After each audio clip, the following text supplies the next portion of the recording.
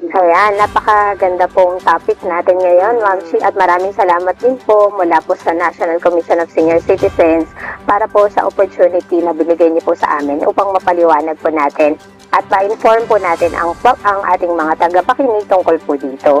So, ang Expanded Centenarian Act ay naisabatas po noong 2024 at ito po ay effective po noong March 17. Ito po yung batas na nagbibigay po ng parangal o honoring.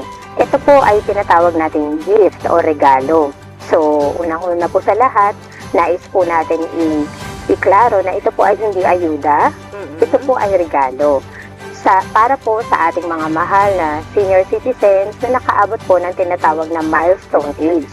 Ano po yung mga milestone age? According sa batas, ito po ay 80, 85, 90, at 95.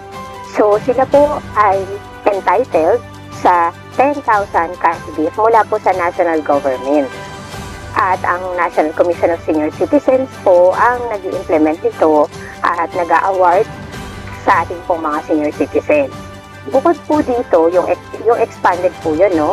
Ipinagpapatuloy po natin yung unang centenarian na batas, wherein yung ating pong mga mahal na senior citizens na umabot ng 100 years old ay binibigyan po ng 100,000 pesos at pagbati mula po sa ating Pangulo. Opo, nako, napakagandang regalo niyan, ano, para sa ating mga senior citizens.